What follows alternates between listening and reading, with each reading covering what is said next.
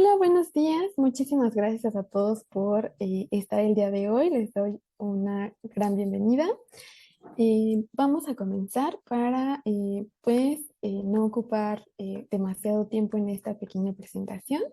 Nuevamente me presento para quienes no estaban. Mi nombre es Erika Daniela Hernández Reyes y formo parte de la Academia del Instituto. Las primeras clases siempre los recibimos con la finalidad de compartirles algunos aspectos importantes tanto de su plataforma como en general de eh, algunas particularidades de su diplomado. Entonces voy a comenzar a compartir mi pantalla para que ustedes puedan verla. Primero que nada, quisiera preguntarle si alguno de ustedes ya tuvo la oportunidad de entrar a su plataforma y revisar un poco los contenidos que hay.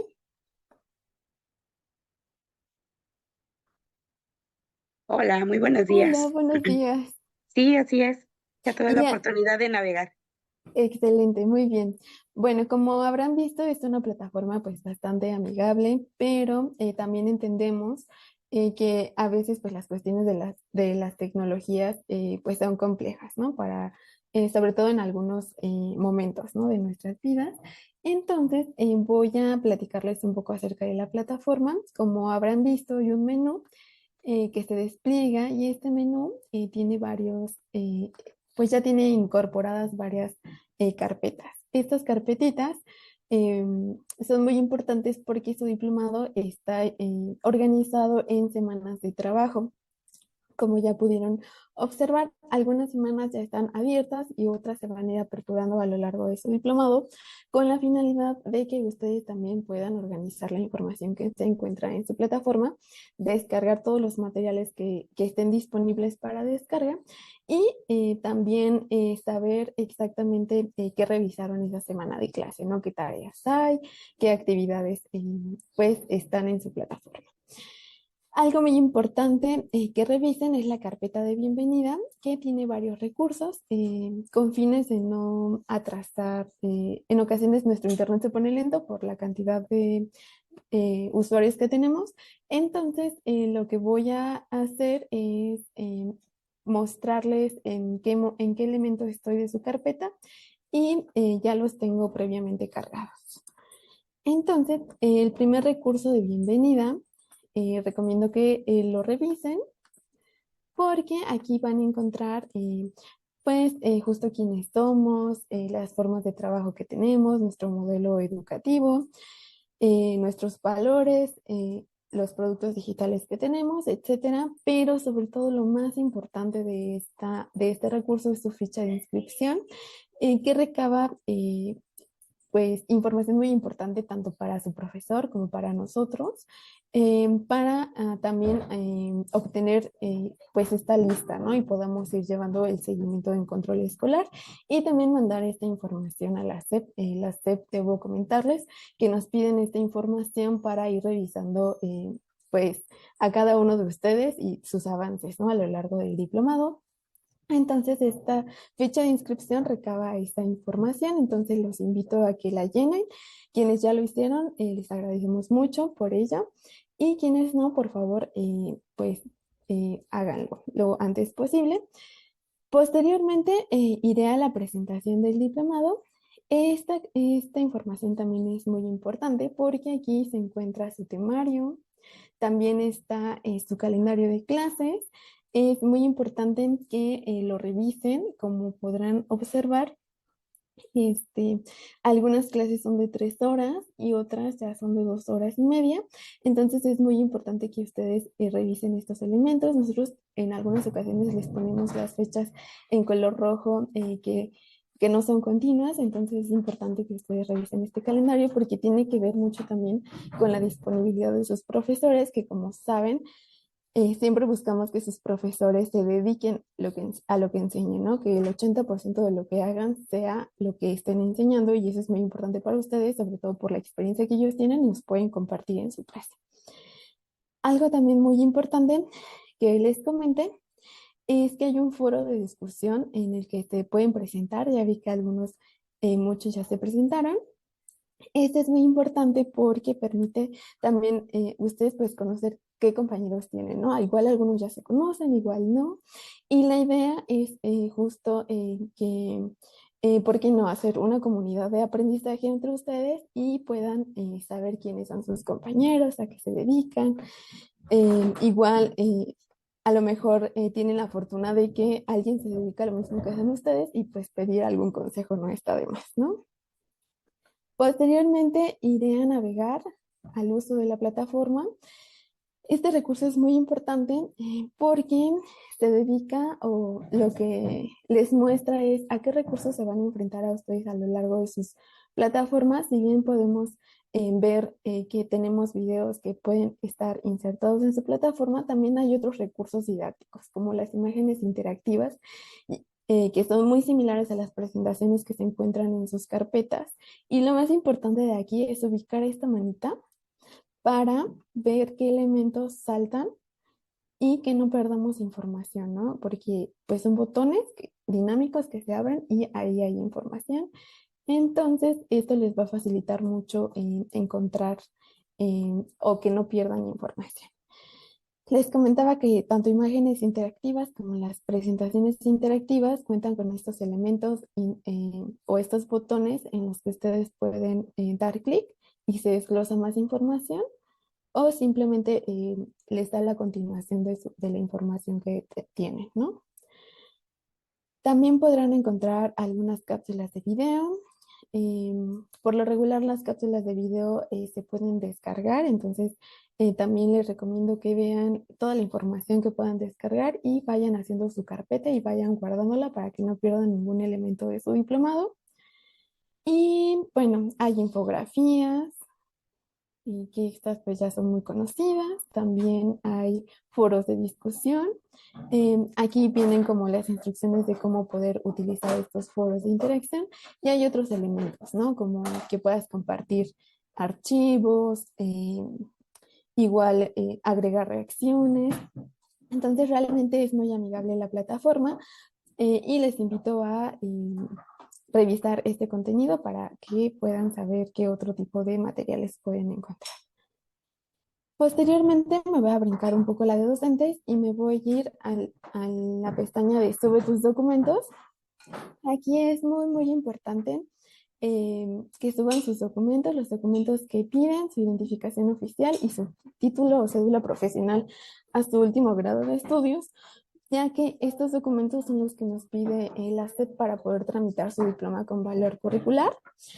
Entonces yo les recomiendo que adjunten toda esta información en un solo PDF y ya que esté en un solo PDF lo puedan subir aquí.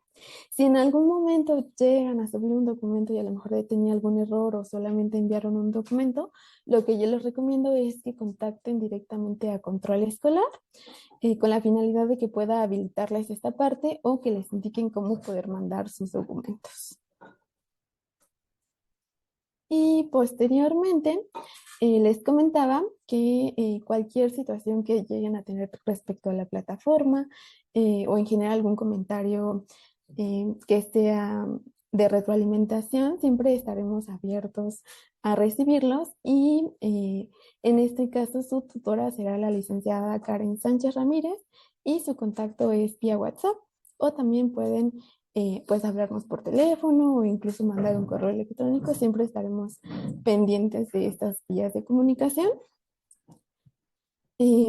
Igual, por lo regular estos WhatsApps, si bien tienen una tutora asignada, también en academia los estamos revisando constantemente, entonces si llegan a tener alguna duda de su diplomado o de un curso o de un tema específico, nos los pueden mandar también por este medio y lo que hacemos nosotros es mandárselo a su maestra con la finalidad de que ella pueda resolver esa duda y les volvemos a mandar la respuesta. ¿Alguna duda hasta aquí? Oh, vamos bien. Muy Vamos bien. bien, gracias. Sí, Excelente. todo bien, gracias. Posteriormente, y ya rápidamente para finalizar esta parte, me gustaría comentarles que como es un diplomado con registro ante la SEP, ellos nos piden evaluarlos, ¿no? Entonces, ¿Qué evaluamos? Para que ustedes identifiquen qué se evalúa dentro del diplomado, en su plataforma encontrarán estos iconos, el muñequito, una hojita y una manita y un tablero, ¿no? Cada uno de estos símbolos va a indicar que ese recurso o esa actividad está evaluando participación y asistencia, los ejercicios prácticos o tareas, o las evaluaciones finales o proyectos. Algo que también es muy importante es que dentro de su plataforma, en sus carpetitas de semana, eh, vamos a ver, por ejemplo, la semana uno. Ahí está. Hay botones de navegación. Entonces, es muy importante que siempre sigan como la lógica de estos botones, pero en ocasiones la plataforma no permite poner, por ejemplo, un botón de dar seguimiento hasta acá abajo. Entonces, esos botones se encuentran en la parte superior, están aquí en siguiente, anterior o inicio. Esto se los menciono porque a veces sí hay mucha confusión en los botones. Hay unos que sí tienen dos o tres páginas y hay otros que no. Entonces es importante que ustedes también conozcan esta parte de la plataforma para que pues no sea como una barrera en su aprendizaje. Y ya, finalmente me gustaría comentarles que los docentes que estarán a cargo de este diplomado es la doctora Mayra, quienes hoy inician con ella.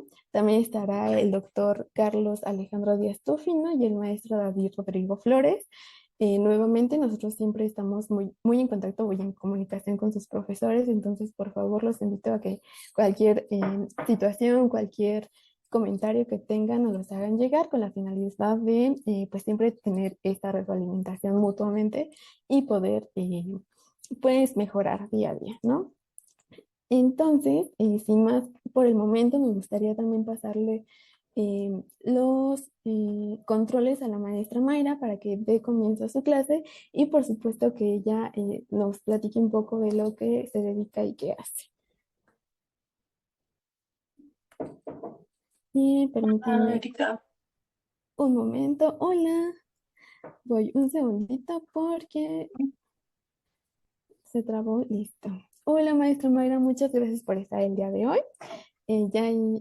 Voy a darle los accesos para que usted pueda iniciar su sesión y presentarse formalmente. Ok, muchas gracias. No, muchas gracias a todos. Seguimos en contacto y que tengan un buen inicio del diplomado. Gracias.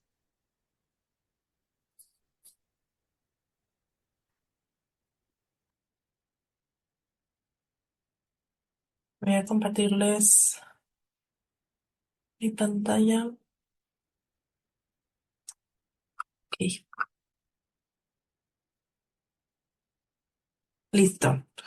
Pues hola, ¿qué tal? Buenos días. Yo soy la doctora Mayra Castillo. El día de hoy vamos a empezar con la unidad uno de este diplomado. Estuve leyendo sus presentaciones que pusieron ahí en el área que les compartimos. Y veo que muchos ya están trabajando directamente en el área de ensayos clínicos o ya se dedican a esto. Y también vi que muchos cuentan ya con experiencia en ensayos, pero académicos o de escuela, que como saben ustedes es muy diferente a trabajar en ensayos clínicos que son de industria farmacéutica, ya son cosas completa y totalmente diferentes. Entonces, creo que con los temas que vamos a ver a lo largo de este diplomado, sí van a ser capaces de poder integrar todos los conocimientos con los que ustedes ya cuentan, más todos los aspectos técnicos que conlleva el trabajar de este lado pues de la ciencia, digamos. Afortunadamente, actualmente en México está creciendo muchísimo. Esto antes no era tan común. De hecho, era raro escuchar o saber de alguien que se dedicara a ensayos clínicos.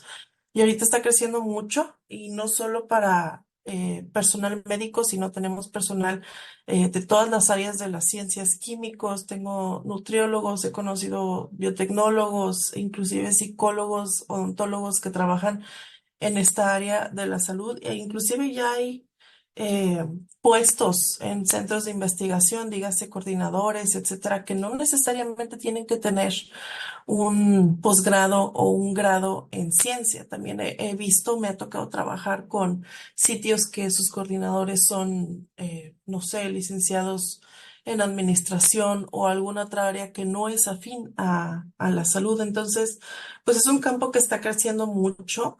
Y por lo mismo de que es un campo que está en crecimiento, es algo que también me gusta comentarles. Tengan mucho cuidado con las búsquedas que hacen en Internet, porque es un campo relativamente nuevo. Entonces van a encontrar demasiada información, pero a veces no siempre es la correcta. Siempre hay que referirnos mejor a las normas que ahorita les voy a enseñar para que para que puedan, perdón, hacer todo de manera correcta. Y bueno, un poquito de background de mí. Yo trabajé muchos años en investigación clínica en un centro privado como investigador. Fui todo, fui coordinador, fui investigador, fui subinvestigador y ahorita ya trabajo en una farmacéutica, ya como tal del otro lado. Entonces, pues espero poder compartirles un poquito de lo que he aprendido en este tiempo, que créanme, se sigue aprendiendo. Como les comento, es un campo que está evolucionando bastante. Entonces, bueno. Pues vamos a empezar. El día de hoy la clase va a ser relativamente corta porque vamos a hablar sobre el área o una rama muy importante para la investigación que es la ética. Los temas que vamos a ver el día de hoy, vamos a empezar con los aspectos o los antecedentes de lo que es la experimentación en seres humanos. Vamos a hablar también sobre las pautas éticas que son internacionales para hacer los ensayos clínicos, qué es lo que aplica en México y un poco de conclusiones de estos temas. Para quien haya o tenga un poco de experiencia en esta área clínica, siempre es lo inicial que se nos comenta o es lo primerito que sabemos sobre los antecedentes que hubo de investigación en seres humanos a lo largo de la historia. Si bien hechos muy trágicos, muy violentos contra pues, la autonomía humana, han marcado la pauta para nosotros poder saber hasta dónde y qué es lo correcto en cuestiones éticas, porque estamos trabajando con seres humanos. Es muy difícil abordar este tema sin mencionar todos estos antecedentes, pues bastante trágicos, empezando con lo que fueron los experimentos nazis, de los cuales se conoce poco porque fueron muy brutales. También este es un tema que no les recomiendo como buscar mucho porque en internet hay mucho, pues digamos, leyendas o historias que no son reales. Digo, de repente hablan sobre experimentos nazis muy brutales, pero con connotaciones ya, digamos, fantásticas, no son tan reales. Lo que sí se sabe es que, pues, se utilizaban sujetos de campos de concentración, se utilizaban personas de la religión contra lo que ellos estaban, pues, lo que ellos no querían, que eran las personas judías. Aquí los experimentos nazis al inicio eran enfocados principalmente en resistencia. Ellos querían ver cuál era la resistencia del dolor o de ciertas cosas del cuerpo humano. Querían ver qué tanto podía soportar, querían ver qué tanto podía el cuerpo humano aguantar. Posteriormente ya se enfocaron un poco más en tratar de ver curas o tratamientos para enfermedades que aquejaban mucho a las personas de raza blanca, a los alemanes principalmente, a los europeos, que como sabemos cada raza tiene sus padecimientos que son propios. No todas las razas padecen de las mismas enfermedades. Nosotros los mexicanos somos más propensos a otras enfermedades que digamos los asiáticos. Entonces, pues si bien estaba errado su campo o su población para buscar curas, aquí fue donde se empezaron a hacer estos experimentos. No hay mucha documentación al respecto porque si la había fue destruida junto con la caída de esta dictadura, pero lo que se sabe es lo poco que se ha encontrado o lo que se ha llegado a ver. Sí hubo algunos experimentos, como todos los que les voy a mencionar, que pues sí brindaron una pauta o sí brindaron antecedente, que al día de hoy se fueron como los antecedentes para poder llegar a ciertos tratamientos o llegar a ciertas historias naturales de la enfermedad. Sí, sí hubo, pero no se les da obviamente el crédito a ellos por la brutalidad de lo mismo que ya les he explicado. Como les comento, no hay muchos registros vigentes por lo mismo de que fueron destruidos y también por lo mismo de que la misma Alemania busca ocultar esto para no, pues no hacer tanto, no recordar tanto estas épocas tan brutales. Sin embargo, lo que sí se sabe es que en estos experimentos el grupo que fue más utilizado fueron los hombres. Se utilizaron más hombres que mujeres para llevar a cabo este tipo de experimentos. Otra cosa que también se pudo recaudar fue el número de muertes o qué fue lo que ocasionó que estos sujetos de experimentación murieran. Y la principal fue que, bueno, eran ensayos con los cuerpos o con las personas que ya habían fallecido o también había muertes después de que los pacientes o bueno, de que las personas se estaban sometiendo a estos procesos experimentales. A lo que quiero decir es que el número de muertes por medio de esto, de los experimentos, es tan alto que se suma al total del número de muertes por medio de estos actos nazis, ¿no? Digamos, las cámaras de gas, etcétera, todas las muertes que se realizaron. Lo que quiero decir es que esto, la experimentación en seres humanos, sí formó una parte muy grande del número de judíos que murieron en ese entonces. Sí, como les menciono, es poca la información sobre qué experimentos específicos se realizaron, pero sí es bastante el número de personas que murieron a causa de este tipo de experimentos. Esto fue en los años de 1930 a 1945. Después pasamos a otro hecho histórico. Este también no es muy conocido en esto de la historia porque, como bien les menciono, estos que son más brutales casi no se usan de referencia, casi no se mencionan en las pautas éticas. El que más se menciona es este, es el caso Tuskegee. Estoy segura que muchos ya lo conocen porque es el caso que marcó el antes y el después de las pautas.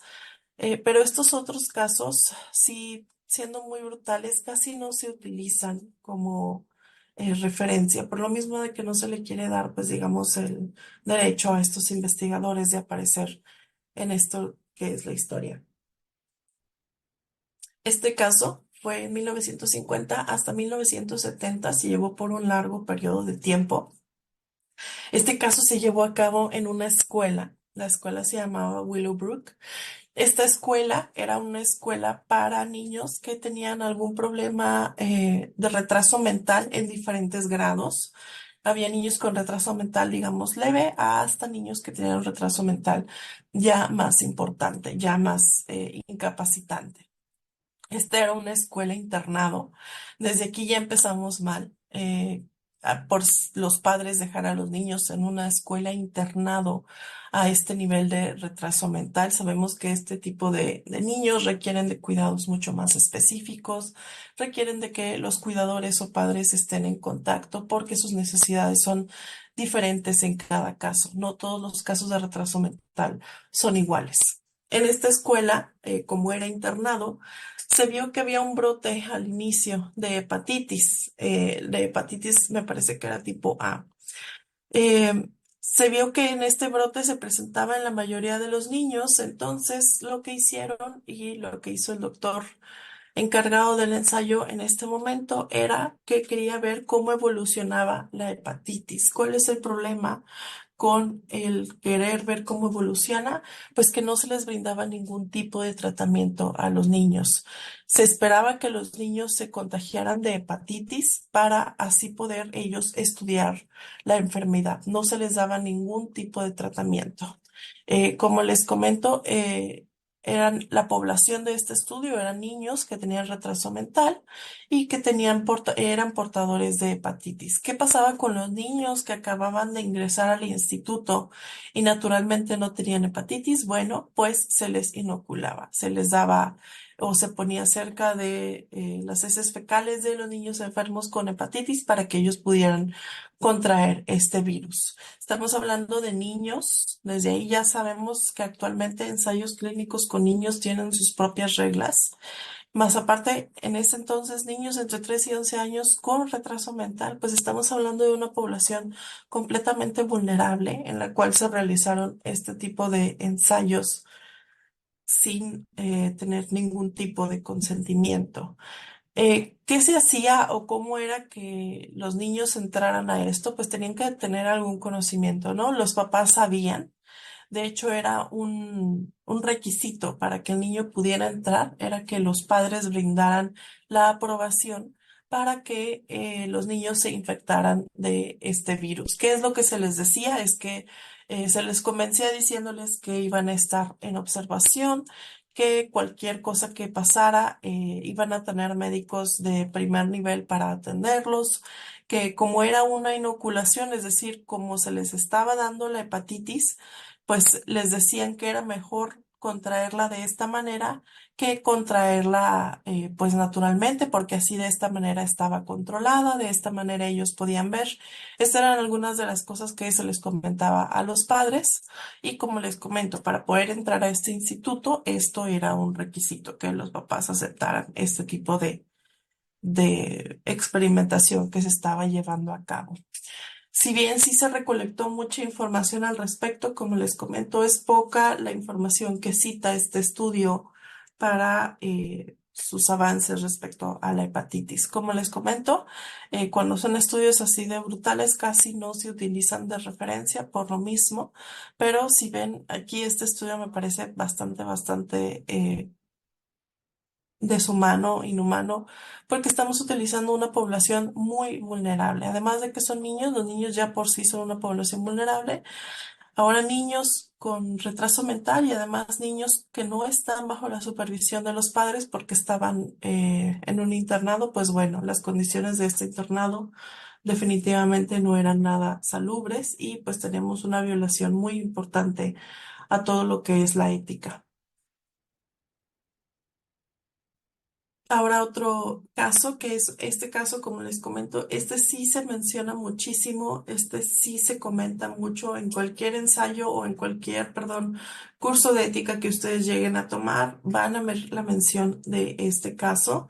Quien no lo haya escuchado es porque es relativamente nuevo al área, pero es algo que siempre se nos menciona, es lo primerito que se nos menciona cuando hablamos de ética. El caso Tuskegee es un caso que fue llevado en Alabama, en Estados Unidos.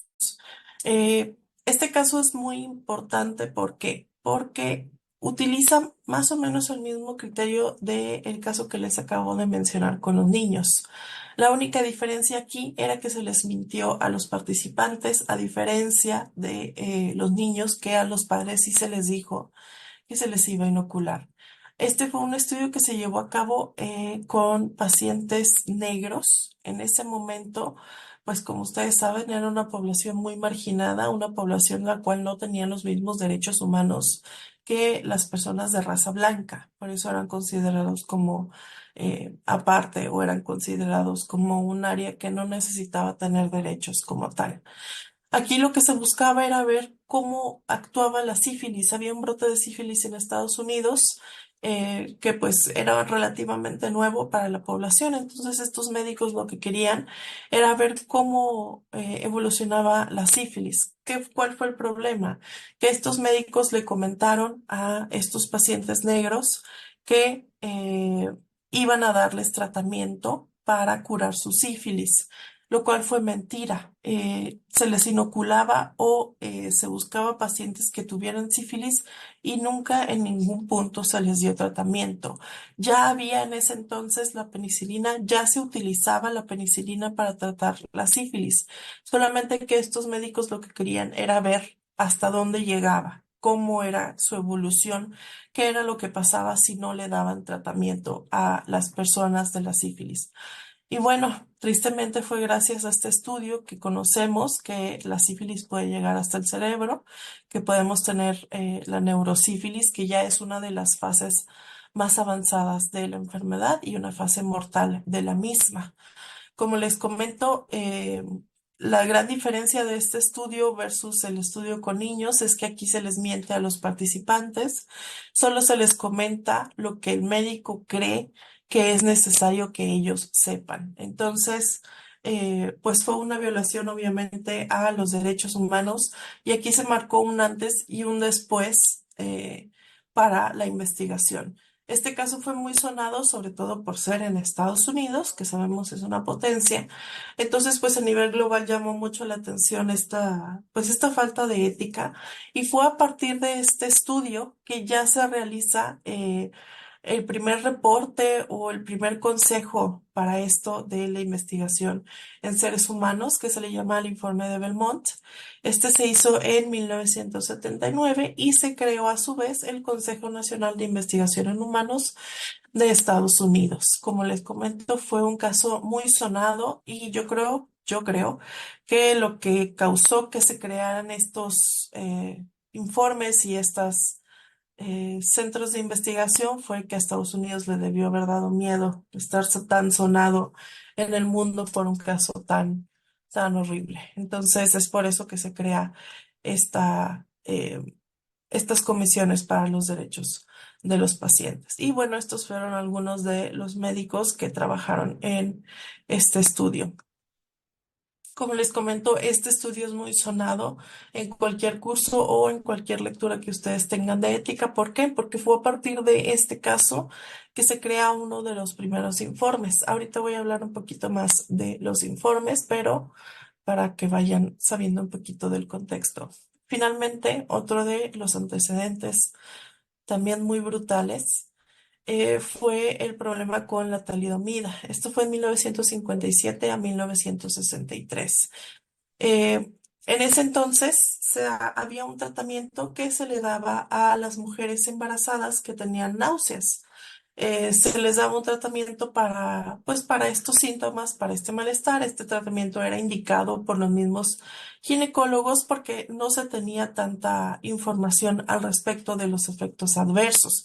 Era un tratamiento que apenas estaba iniciando, que apenas estaba eh, recomendando a estas mujeres.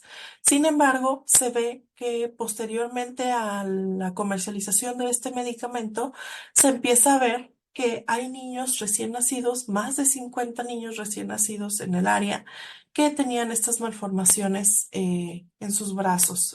Son brazos cortos, es una de las malformaciones por la talidomida. Hubo muchísimos casos, entonces pues se relacionó directamente con este medicamento. Estos fueron los médicos que vieron esta relación. ¿Cuál fue el problema o qué es lo que hace que este caso sea no ético o que este caso sea eh, pues tan sonado en la ética médica? Que estos médicos enviaron sus observaciones a una revista que ahorita, inclusive al día de hoy, es muy importante, Lancet, y la revista vio sus publicaciones, vio sus resultados, sin embargo, no publicaron porque no había espacio en la revista. Es decir, la revista no consideró que esto fuera tan importante, que esto fuera tan grave. ¿Por qué? Porque pues no tenían espacio, simplemente lo publicaron después. ¿Qué fue lo que pasó? Pues durante estos meses se sigue indicando ese tratamiento, sigue habiendo estas malformaciones y pues bueno. ¿Cuál es el problema también de esto? Que no se menciona o que este medicamento no llegó a fases para poder determinar si había efectos teratogénicos, es decir, no se investigó correctamente antes de venderlo. Es por eso que tenían tantos defectos de nacimiento estos niños, porque no había suficiente investigación al respecto. Al día de hoy la talidomida se sigue vendiendo, se sigue utilizando, pero pues ya se da esta recomendación o obviamente no es usada en mujeres embarazadas porque produce este tipo de malformaciones. Y bueno, estos son algunos, hay muchísimos, algunos de los antecedentes que marcaron un antes y un después de lo que es la investigación en seres humanos. Como les comento, de los primeros casi no hay muchísima información, por lo mismo de que son muy agresivos con los seres humanos. De este último de la talidomida sí se menciona, pero se utiliza más para mencionarse, no tanto por la ética, sino por las malformaciones. Este lo van a ver mucho en libros de genética o en libros que hablan de malformaciones congénitas. No se utiliza tanto este ejemplo como aspectos éticos. El que sí es el ejemplo por excelencia es este que les menciono y es muy importante que lo conozcan en cualquier lado, lo van a ver mencionado. Bueno, ahora vamos a ver qué fue lo que lograron o qué fue lo que se logró después de tener estos experimentos tan agresivos con la humanidad. ¿Cuáles fueron las pautas? ¿Qué fue lo que se creó?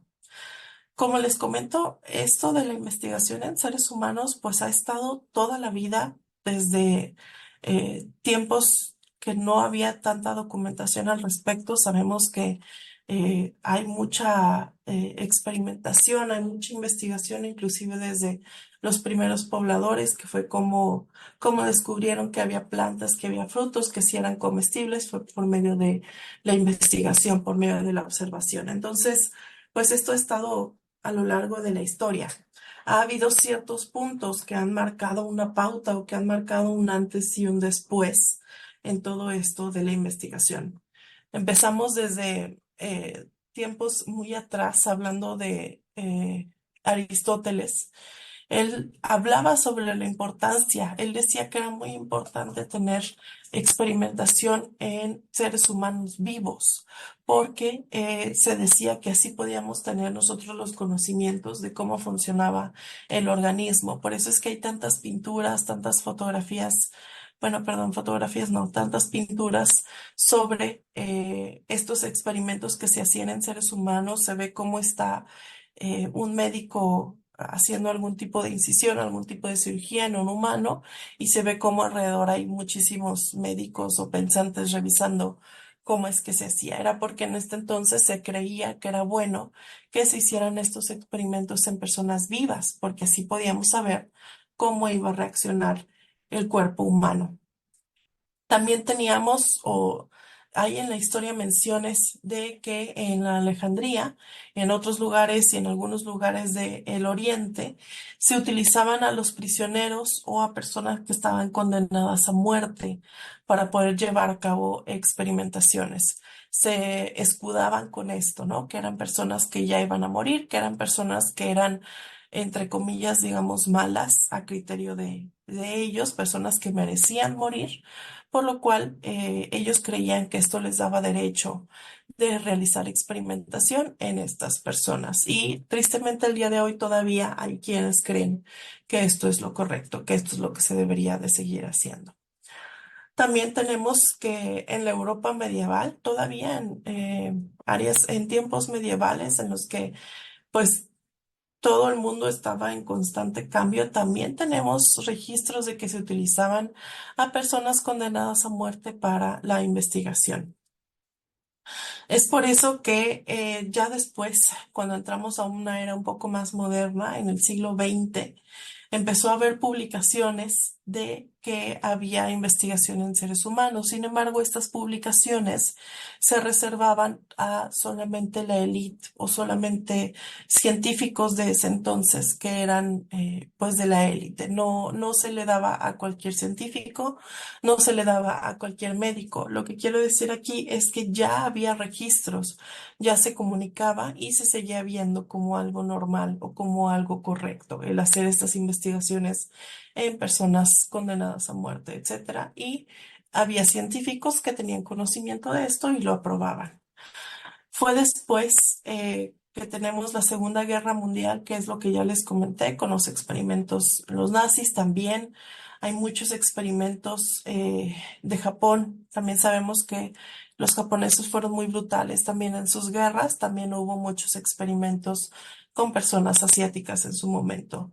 Fue después de esto que se empezaron a hacer públicas este tipo de experimentaciones. Lo que quiero decirles aquí es que cómo ha pasado tanto tiempo hasta que se hizo público que había este tipo de experimentaciones a las personas en general, fue hasta después de la Segunda Guerra Mundial. Esto ya se hacía desde muchísimo antes, esto ya se hacía desde tiempos de Aristóteles, tiempos de Europa medieval, pero no se conocía porque se reservaba solamente para personas de la élite. Fue hasta que no pasó la Segunda Guerra Mundial que se empezó a publicar o que se empezó a hacer público esto para las personas en general. Y pues en su momento era un tema tabú, era un tema tan fuerte que se ignoró mucho por la población en general. Estos experimentos, estos problemas que hubo en todas estas guerras y en todas estas épocas tan sangrientas, es lo que ha ocasionado que inclusive el día de hoy todavía haya personas que creen que los ensayos de investigación clínica pues son para experimentar, son para ver qué le pasa a la persona, son para ver si se va a morir. Todavía tenemos hasta hoy en 2024 personas que creen que estas investigaciones pues forman parte de digamos, una conspiración global, que las farmacéuticas tienen las curas, simplemente no las dan porque es dinero, etcétera.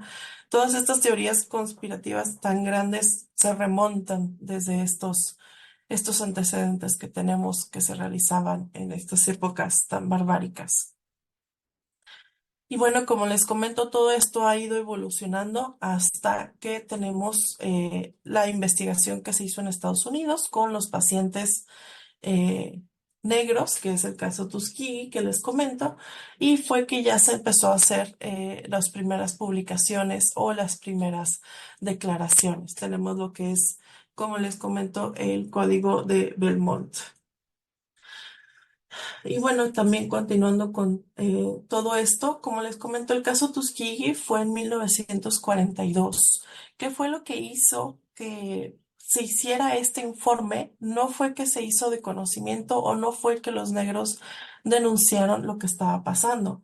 Lo que pasó fue que en 1972 un periodista tomó nota de todo esto que estaba sucediendo y habló con el gobierno y les comentó que él iba a hacer pública toda esta información si no hacían algo al respecto. Entonces, como les comento, Estados Unidos fue más por miedo, más que por ética, a que se supiera todo esto al respecto.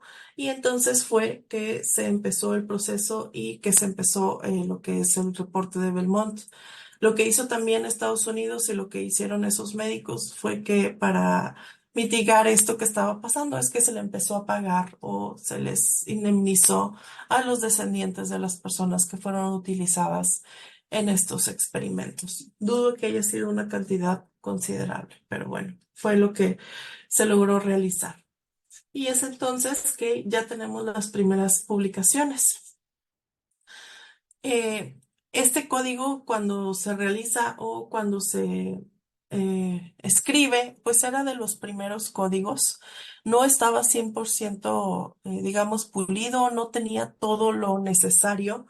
Si bien abarcaba algunas partes de lo que era la ética y de qué es lo que se tenía que revisar con los pacientes, dejaba algunas áreas en blanco o dejaba algunas áreas a interpretación del investigador. ¿Cuál fue el problema? Que siguieron habiendo más estudios que no eran 100% éticos. ¿Por qué? Porque se dejaba muy al aire si tú como investigador tenías que informarle el 100% a tus pacientes. Se dejaba muy al aire que tú podías informarle a tus pacientes solo lo que tú como médico creías que era necesario que ellos supieran. Es por eso que se siguieron haciendo algunos otros estudios que no fueron completamente éticos. Es por eso que ya posteriormente se lleva a cabo la Declaración de Helsinki. En esta declaración ya se busca cubrir completamente todos los aspectos, es decir, ya se menciona que se tiene que hacer de conocimiento al paciente de absolutamente todo, aunque tú como médico no lo consideres 100% relevante. ¿A qué me refiero con esto? Si han ustedes participado o si han ustedes leído un consentimiento informado de un estudio de investigación clínica, sí llega a dar un poco de miedo al paciente. ¿Por qué? Porque menciona absolutamente todo, no deja nada fuera.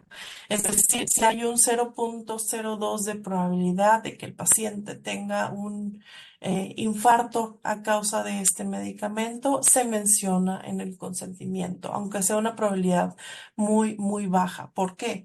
Porque no hay que dar lugar o no hay que dar pie a dejar este tipo de información fuera porque tú como investigador crees que no es relevante. El paciente tiene que estar informado al 100% de todos los posibles efectos adversos y de todas las consecuencias que puede tener el participar en este tipo de estudios. Es por eso que los consentimientos informados son tan largos y son tan, digamos, agresivos con lo que mencionan.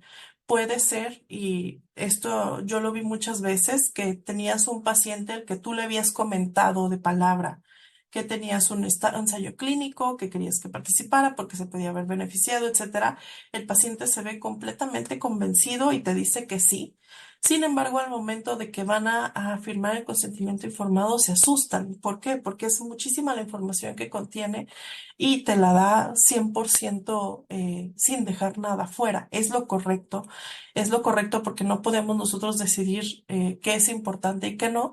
Sin embargo, es muy, muy importante que nosotros como médicos, como investigadores, como personas que estamos en contacto con el paciente, seamos capaces de digerirles la información. Es decir, explicarles un poquito sobre lo que es la estadística. Si te dice que esto tiene un 0.02 de probabilidad, tú explicarle bien y con estos antecedentes, a lo mejor no contándoles toda la historia, pero sí dándoles a entender que la investigación en seres humanos no es una investigación para ver cómo se comporta, no es un experimento, no estás jugando con la vida de la persona. Simplemente tú como investigador tienes la obligación ética que te la marca internacionalmente el código de decirle al paciente absolutamente todas las posibles causas o posibles consecuencias, perdón, de participar en este estudio.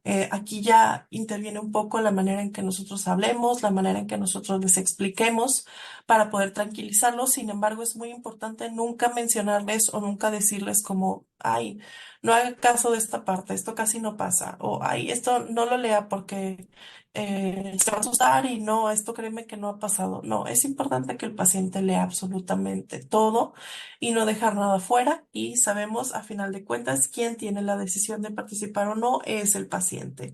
Si ustedes creen que se va a ver muy beneficiado, si ustedes saben que el medicamento es seguro, si ustedes saben que no hay otro medicamento mejor que el que se está probando, pero el paciente no quiere participar, nosotros no podemos hacer pues presión. No podemos presionarlo, no podemos obligarlo. Si el paciente no quiere, simplemente no se firma el consentimiento y no entra al estudio. Sí ha pasado y sí nos va a pasar mucho a los que se dedican en esto, va a pasar muy, muy frecuente. Va a haber casos en los que tú sabes que este paciente se va a beneficiar completamente de este tratamiento.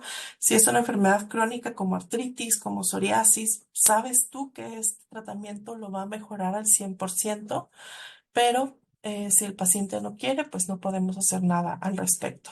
Es por esto que tenemos toda esta historia de fondo, es por esto que están todos estos códigos, que hay todas estas pautas, que hay todos estos experimentos que hubo antes en seres humanos, lo que nos ha llevado al día de hoy a tener estos consentimientos informados. Este código, el código de Helsinki, es el que se usa todavía actualmente. La última actualización se hizo en el 2018. Se hizo más énfasis en el 2018, todavía más énfasis en el consentimiento informado, en incluir toda la información necesaria. Entonces, este es el código que rige actualmente los derechos del paciente y las obligaciones que tenemos los investigadores con nuestros pacientes.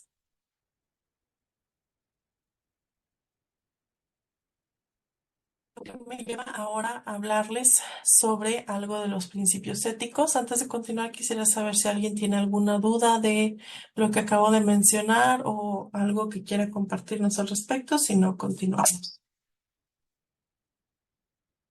Una duda rápida, doctora. Usted Y mencionó que primero el informe de Belmont, o sea, a través del tiempo fue primero el informe de Belmont y después el código de Helsinki.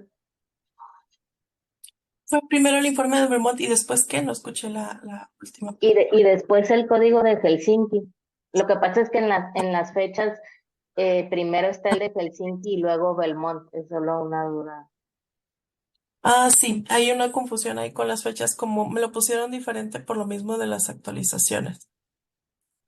Pero no, fue primero el código de, mira, hay diferentes códigos que se fueron haciendo a lo largo de estas denuncias médicas. Hubo Ujú. diferentes por lo mismo de que hubo juicios a estos médicos que llevaron a cabo estas experimentaciones. También está otro código que fue el código de Nuremberg, que este se hacía, eh, este era más que nada para proteger a los médicos, no era tanto para proteger a los pacientes. Este fue en 1947. Después tenemos la Declaración de Helsinki, que fue en 1964, y ya después viene lo que es el Código de Belmont, que es Ujú. cuando se decide no dejar fuera nada de lo que es el consentimiento informado para los pacientes, y luego viene de nuevo el Código de Helsinki con su actualización. Es por eso que de repente viene Helsinki antes o después. Ah, ok. Gracias, doctor. Sí.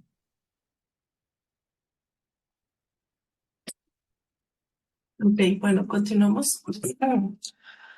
Como les comento, los principios éticos que rigen a todas estas normas son cuatro. El primero es la autonomía. De esto nos habla y es lo que les comento, que el paciente tiene la autonomía completa de decidir si participa o no participa y también de decidir hasta dónde participa. Acuérdense que no porque el paciente nos haya firmado un consentimiento informado significa que va a participar a lo largo de todo el estudio. Si en algún punto el paciente decide retirarse, si en algún punto el paciente decide que ya no te da su consentimiento, el estudio tiene que parar. Tenemos que respetar completamente la decisión del paciente. También tenemos el otro principio que es la beneficencia, es decir, que se beneficie el paciente de de esta investigación que se está haciendo, y al mismo tiempo sabemos también que se beneficia, pues digamos, el área de investigación porque tenemos nuevos productos que ofrecer para nuestros pacientes. El otro código es el de no maleficencia, que como investigador tú no busques o sepas que hay algún daño que le puede producir al paciente y decidas tú omitirlo. Esto es algo que no debemos de hacer nunca. Y finalmente tenemos el principio de justicia, es decir, que toda esta investigación o que todo lo que estamos llevando a cabo sea benéfico en algún futuro para la población en general y no solo para un grupo de personas en específico.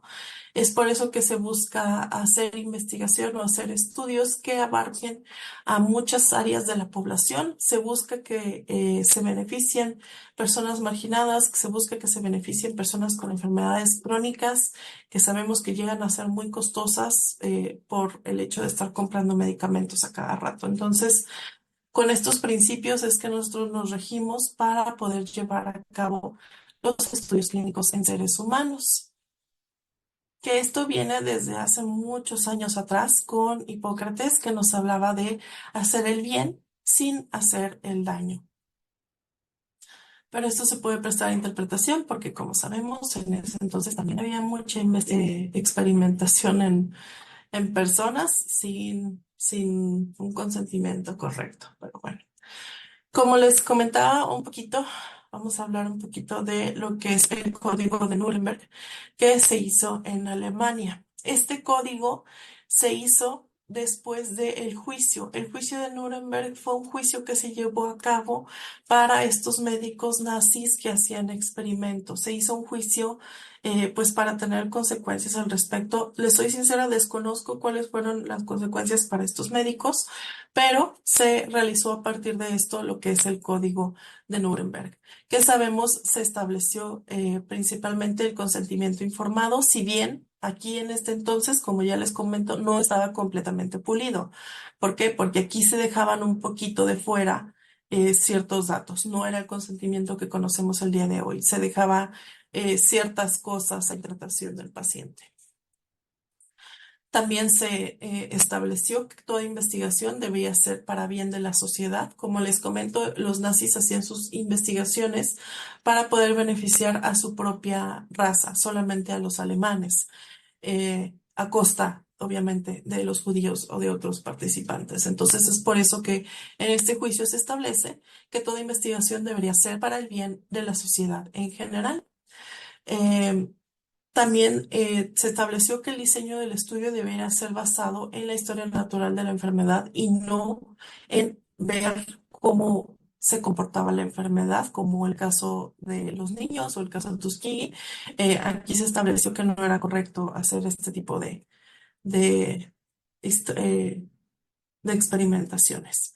Como sabemos, también fue importante evitar todo sufrimiento físico, mental y daño innecesario a las personas. Otra cosa muy importante que viene a partir de este código y que todavía se usa en la actualidad, el riesgo nunca debe de exceder el beneficio, ¿ok? No podemos o no es viable tener un estudio que tenga un riesgo de hacer daño al paciente mucho mayor de lo que tiene para hacer beneficio al paciente. Este tipo de estudios no son viables y no se llevan a cabo. Y se debe de proteger siempre al paciente. El paciente siempre va a ser la prioridad antes que tus resultados, antes que tu estudio, antes que el dinero que tú puedas llegar a perder. Siempre tienes que proteger al paciente por sobre todas las cosas. Y otra cosa que ya les menciono, el paciente tiene la libertad completa de retirarse cuando él lo requiera. No puedes obligar a un paciente a continuar y no porque el paciente te haya firmado hoy significa que mañana él va a querer seguir participando. Ha pasado que el paciente te firma el consentimiento y lo pasas a toma de muestras y se arrepiente. Te dice, sabes que ya no quiero, me dio miedo, etcétera. Hay que respetar este tipo de decisiones. No podemos nosotros hacer presión ni podemos hacer labor de convencimiento con los pacientes porque aquí ya estamos violando la autonomía o la libertad que tienen ellos de decidir, aunque nosotros sepamos que el beneficio que van a obtener sea grande, nosotros no podemos hacer convencimiento en los pacientes. No es ético y no es algo que se deba de realizar. Y bueno, después de este código, como les comento, está un poco revuelto y un poco confuso porque la declaración ha tenido diferentes actualizaciones. Hay algunas actualizaciones que se hicieron antes, otras después, etcétera. Esta es una actualización que se hizo en el 2013. Aquí se estableció un poquito más quiénes eran las personas o quiénes eran los grupos vulnerables. En esta declaración también se hizo la primera introducción de necesitar un comité de ética en investigación. Se habló también sobre la privacidad y la confidencialidad de los participantes que ingresan a nuestros estudios, es decir, aquí se empezó a hablar, no sé, para los que hayan o los que estén trabajando en investigación, sabemos que no podemos dar el nombre completo de un participante ni siquiera a la misma farmacéutica, se dan solo las iniciales o se da solo el año de nacimiento, no se da la fecha de nacimiento completa. ¿Por qué? Porque estamos nosotros protegiendo la privacidad de nuestros pacientes. No es necesario y no es relevante para los resultados de la investigación que se sepa el nombre completo del paciente. No va a causar ningún cambio en los resultados. Es por eso que se usan solamente las iniciales. Usualmente solo son tres iniciales, primer nombre y dos apellidos. En México, obviamente, en Estados Unidos, primer nombre y un apellido. Si el paciente, como aquí en México tenemos personas que tienen dos, tres, cuatro nombres, solo se utiliza el primer nombre, no se ponen todas las iniciales. Y también es en esta declaración que se habla sobre el costo, los riesgos y los beneficios, es decir, los costos que se generan para nosotros investigadores, para las farmacéuticas, etcétera, como también los beneficios que puede tener la misma farmacéutica, que si bien es un tema que de repente causa un poco de ruido, como que cómo que estás hablando de los beneficios, pues es que es una realidad. Nadie trabaja gratis, nadie hace las cosas sin algún búsqueda de algún beneficio de por medio. Es por eso que se habla también de esta parte. Y después tenemos también que se habla un poco más a fondo de lo que es el consentimiento informado. Se nos habla sobre el uso de placebo y cuándo se puede utilizar y cuándo no se puede utilizar el placebo. Esto lo vamos a ver en un tema más adelante. También, ¿qué es lo que se hace después de que se acabó el estudio? Es decir, una vez que el estudio termina, ya no le vas a dar seguimiento al paciente, ¿qué vas a hacer? No, sabemos que después de toda investigación, si el paciente lo acepta, nosotros tenemos la obligación de dar un seguimiento para saber cómo se ha sentido después de participar en este estudio. En estos seguimientos ya no se hacen intervenciones, simplemente es un seguimiento como tal. También se habla o también establece cómo es que se inscribe y publica una investigación y nos habla sobre cómo no podemos utilizar estas investigaciones antes de que hayan sido aprobadas. Es decir, si tenemos un estudio fase 3 que está corriendo y que sabemos que tiene beneficios muy grandes y que es un medicamento excelente, que está viendo resultados muy por encima del gold standard y ya está a la venta, pero no para esto específicamente, nosotros no podemos empezar a recetarlo o empezar a utilizarlo sin que no se haya publicado la autorización antes. Esto no está permitido. Y bueno, también hablamos de lo que es el informe de Belmont, que como les comento está un poco revuelto esto de las fechas, pero es por las mismas actualizaciones, que también nos habla sobre el dar completamente el consentimiento informado, que es lo que les mencionaba. Esto del consentimiento informado se ha ido actualizando porque ha habido veces en la historia en la que se deja a criterio del investigador, en la que se deja a criterio de quien lo esté explicando. Y no es así. El consentimiento informado tiene que tener absolutamente toda la información, todos los riesgos y todos los beneficios que puede haber. Como sabemos y como han visto ahorita, tenemos muchos códigos, tenemos muchas reglas, tenemos diferentes leyes que rigen todo esto de la investigación en seres humanos, por lo cual se creó el Consejo de Organizaciones Internacionales de las Ciencias Médicas. Esta es una organización que es internacional, se fundó en el 1949 y trabaja en conjunto con las Naciones Unidas, con la Organización Mundial de la Salud y con la UNESCO. Eh, esta- este consejo de estas organizaciones empezó a hablar más a fondo de todas las pautas que se deben de llevar a cabo para la investigación en seres humanos.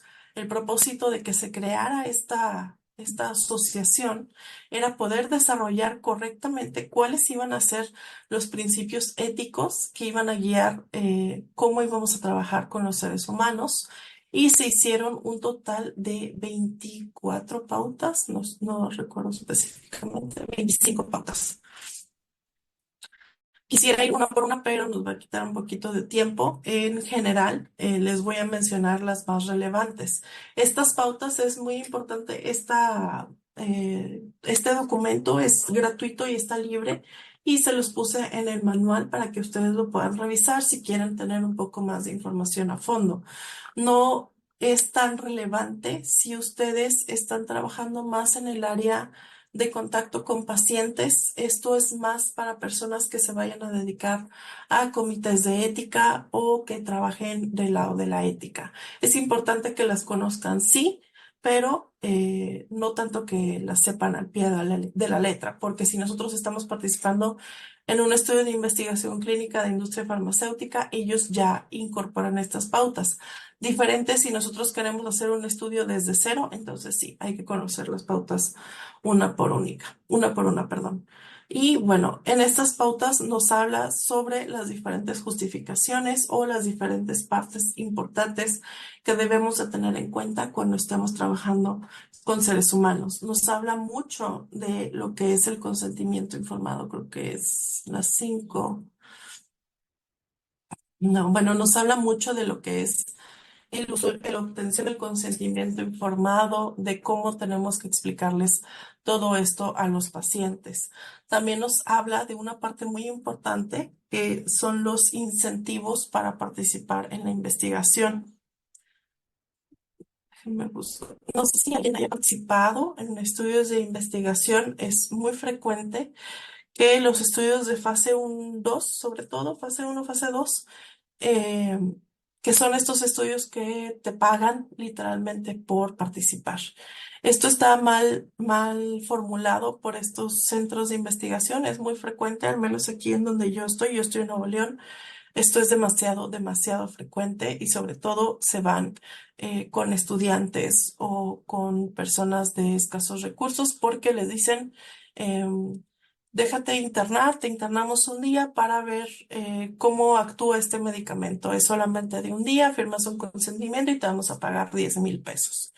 Entonces, pues sí, yo he conocido muchas personas que participan en estos estudios de verdad que lo utilizan como si fuera un trabajo. Se ponen a que investiguen con ellos, a que hagan con ellos los estudios de fase uno, que vamos a ver más adelante cuáles son estos.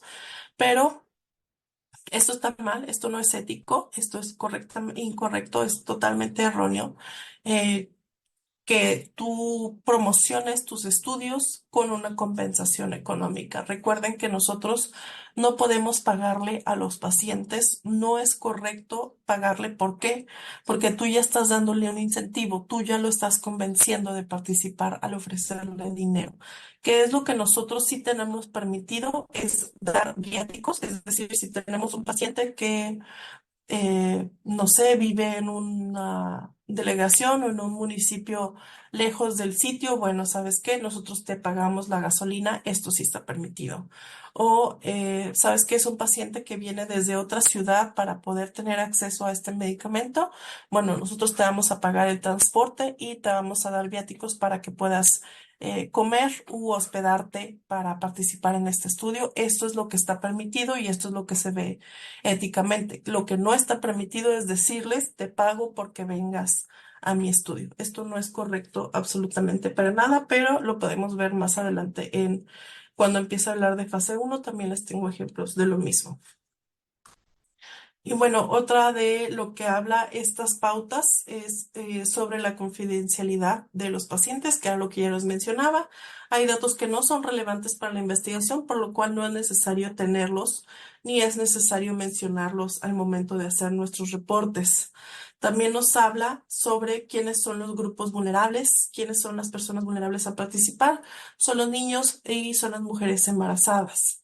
También nos habla sobre incluir mujeres en edad fértil o que tengan capacidad de concebir en nuestros estudios de investigación, porque como sabemos, algunos medicamentos todavía no se ha estudiado o no han llegado a fases para saber si pueden tener algún efecto de defecto congénito en los productos de estos participantes. Es por eso que no se hace o se trata de que si una paciente está en edad fértil o está en capacidad de concebir, si entra al estudio, que tenga un método anticonceptivo de alta eficacia o si es una paciente que te menciona que practica la abstinencia, pues también puede entrar a estos estudios. También nos hablan estas pautas sobre cuáles son las investigaciones en las que pueden participar los niños. También nos habla sobre cuándo un niño puede participar con placebo y cuándo no es correcto utilizar el placebo. Y también habla sobre lo que es cómo seleccionar a la población que va a participar en tu estudio. Todas estas pautas las vamos a ver desglosadas a lo largo del diplomado, pero aquí se las menciono un poco para que las conozcan. Y veo que alguien levantó la mano. Sí, yo tengo una duda. Ahorita comentó eso de los incentivos económicos. En México, Ujú. ¿qué tan común? O sea, realmente pues no se debe de hacer, pero en la realidad pues sucede a diario, me Se imagino que las- en la mayoría ujú. de las, ¿no? Sí, no, es demasiado, demasiado. Bueno, mira, como te comento, yo estoy aquí en Nuevo León y aquí en Nuevo León es descarado, o sea, lo publican en Facebook, lo publican en Instagram y hasta te ponen en grande 10,000 pesos y luego ya te ponen estudio de investigación. Eso está, de verdad que está fatal, solo que no llego yo a comprender por qué COFEPRIS, por qué X o Y organización gubernamental no hace nada al respecto. Esto es excesivamente común y excesivamente frecuente. Y yo que soy médico cuando era estudiante, esto era algo que hacían casi todos mis compañeros, porque, oye, te ganabas un dinero extra por irte a meter a la investigación un día o dos. Entonces, esto es demasiado, demasiado frecuente. Pleno 2024, yo sigo viendo estas publicaciones de Facebook, se las voy a mostrar. A ver si al final de la clase les puedo enseñar un poquito al respecto. Y en otros países sucede, me imagino que de manera similar, ¿no? Sí sucede similar, pero le tienen más miedo. Por ejemplo, Estados Unidos le tiene mucho miedo a la FDA, a diferencia de nosotros los mexicanos. Yo he visto que hay muchos como este centro que no respetan a la COFEPRIS, que no le tienen como el miedo a que les vaya a caer una multa. En Estados Unidos sí le tienen mucho miedo a la FDA, entonces no se hace esto tan abierto. No dudo que lo hagan por abajo del agua como, oye, vente y te pago, pero no lo hacen tan abierto como aquí en México. Aquí en México es muy descarado. Ok, muchas gracias. No, gracias a ti por preguntar. Y sí, les voy a enseñar ahorita al final este centro. Yo siempre quemo este centro, no sé si alguien conozca, pero bueno, al final se los enseño. Bueno, estas son algunas de las pautas. Otro documento que es muy importante que conozcan si van a estar participando en investigación o si ustedes quieren hacer su propio protocolo es la ICH. La ICH es un Consejo Internacional para la Armonización en los Ensayos Clínicos. Esta ICH es lo que nosotros conocemos como las buenas prácticas clínicas. Los que trabajen en centros deben de saber lo que son las buenas prácticas clínicas, deben de saber que les llaman GCPs o GCP, que son las Good Clinical Practice. Este documento nos da los lineamientos para todo lo que es de ética en los ensayos clínicos con pacientes. Tiene diferentes, se le llaman numerales, es decir, diferentes subtemas, pero el que vamos a ver ahorita para fines del diplomado es lo que nos habla sobre los comités de ética. Eh, no sé si alguien conozca lo que es un comité de ética o haya participado. Los comités de ética son comités que están conformados por diferentes personas para dar su opinión respecto a algún estudio que se quiere realizar. ¿Cómo debe estar conformado el comité de ética? El comité de ética debe de estar conformado por distintas personas de distintas profesiones. No es correcto que el comité esté conformado en 100% de médicos, digamos, o 100% de científicos. No es correcto. ¿Por qué? Porque a lo mejor nosotros como científicos vamos a dar nuestro punto de vista desde la perspectiva de la ciencia, desde la perspectiva del beneficio para la ciencia y para el paciente. Sin embargo, estamos dejando fuera otros aspectos como lo son los niveles socioeconómicos, las diferencias culturales, las diferencias sociales, que son muy importantes al momento de realizar nuestro consentimiento informado. He conocido, actualmente hay comités de éticas muy, muy bien formados. Un comité con el que yo trabajaba mucho estaba conformado por médico. Tenía un maestro, creo que era un maestro de secundaria de español. Tenía personas, un ingeniero, tenía un administrador, un contador, tenía un sacerdote de la Iglesia Católica y tenía disculpen, no sé cómo se menciona, las personas que son líderes de la Iglesia Cristiana y también tenía una enfermera. Si bien tenemos un comité bastante variado, tenemos puntos de vista éticos, tenemos puntos de vista científicos, puntos de vista de personas que desconocen completamente lo que es esto de investigación, como son las personas que son administradores, pero lo que a mí me parecía muy bueno era que contaran con estas dos personas de religión. ¿Por qué? Porque ellos también nos dan el punto de vista desde la espiritualidad de algunos pacientes. Si bien puede haber pacientes ateos, también hay muchos pacientes que practican alguna religión y ellos pueden dar su punto de vista de decir, oye, ¿por qué tu estudio, no sé, tu estudio está hablándome de que va a haber transfusiones de sangre? ¿Esto cómo lo vas a manejar, por ejemplo, con los testigos de Jehová? Que sabemos que los testigos de Jehová es una población que no acepta transfusiones de sangre. Porque va en contra de los principios de su religión. Entonces, aquí tenemos un punto de vista diferente que a lo mejor tú como médico no habías pensado o tú como administrador no habías visto, ¿no? Entonces, ¿qué hacen los comités de ética? Tú como investigador o cuando una farmacéutica quiere realizar una investigación en seres humanos, tiene que hacer un protocolo de estudio, que es donde viene todo lo que vamos a realizar, en qué visitas, qué vamos a ver. qué pacientes vas a incluir, qué pacientes vas a dejar fuera y por qué, y tu consentimiento informado. Todo este material tú se lo mandas al comité de ética y ellos se reúnen para ver lo que tú les estás presentando, para ellos revisar que lo que tú estés haciendo sea ético, que no estés dejando fuera, por ejemplo, tú digas, yo no voy a incluir a pacientes negros en mi estudio. ¿Por qué? Si no lo justificas de manera correcta, puedes caer en racismo. ¿Por qué no estás incluyendo pacientes negros? A diferencia que tú digas, yo no voy a incluir pacientes negros porque esta enfermedad no se presenta en esta raza. Ah, bueno, eso ya es algo muy diferente, ¿no? O que tú digas, voy a dar 500 pesos de viáticos.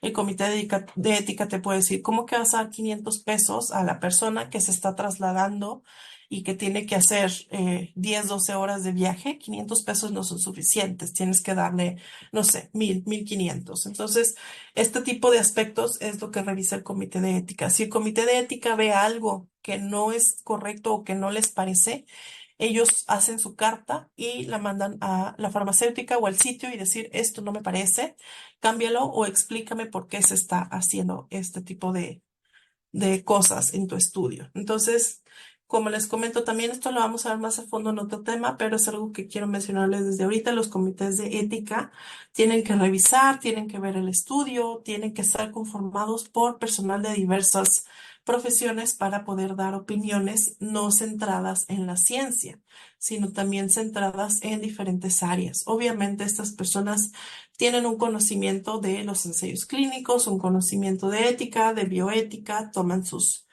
cursos, pero no son personas que se dedican 100% a la investigación, como lo comenté, como el sacerdote. Por ejemplo, él conoce de la ética, conoce sobre estos códigos, conoce las guías internacionales, sin embargo, no ve pacientes, obviamente, pero da su punto de vista desde la ética y desde su profesión, que es lo correcto, que tengamos un comité de ética variado.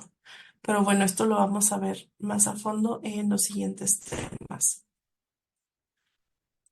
Ok, ya nada más me falta revisar los aspectos en México.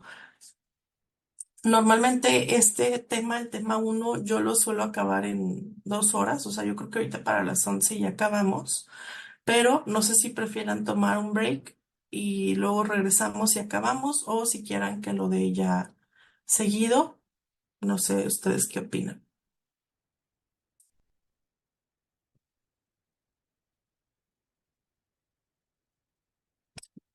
Continuar por mi parte. ¿Ok? ¿Alguien más Sí, opina? sí, de ¿Sí? acuerdo en continuar. Está muy de acuerdo. De Ok, acuerdo. Sí, de acuerdo perfecto, igualmente. perfecto. Muy bien. Entonces continuamos para ya terminar y que se puedan ir a hacer otras cosas. Todos son de Ciudad de México, ¿verdad? No hay nadie de Nuevo León, nadie de Monterrey.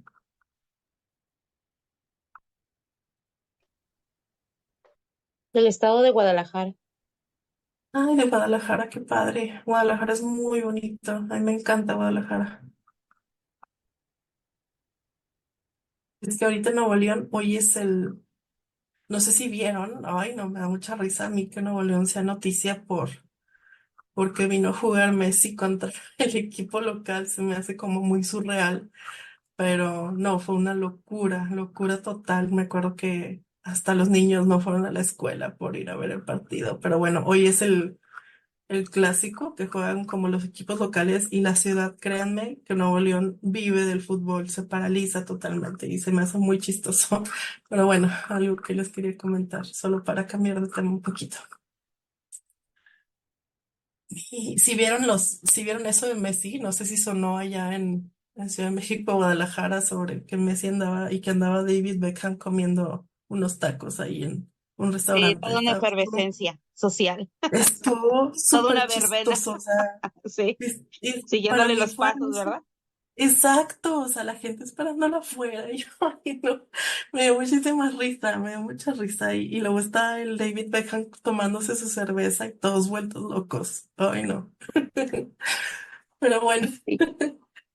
Sí, yo escuché Ok. la noticia, pero no entendí. O sea, solo vino a un partido en específico. No es que ahora vaya a jugar con Sí, o alguna sea, liga, ¿verdad? haz de cuenta que están jugando una liga, desconozco qué tipo de liga es, pero sí va a enfrentar el equipo de Miami, que es donde está Messi, y el dueño de ese equipo es David Beckham. Entonces, vinieron a jugar contra Rayados, que es el equipo local de aquí en Nuevo León, y pues vino toda la banda, ¿no? De que Messi, sus amiguitos, el David, y pues fue una locura, o sea. Y no, no, no, súper chistoso. Y estaba el David tomándose fotos con los cocineros y con su cervecita carta blanca. Ay, no, no, estuvo bien chistoso. Surreal, surreal. Nuevo León es un meme, yo siempre lo he dicho.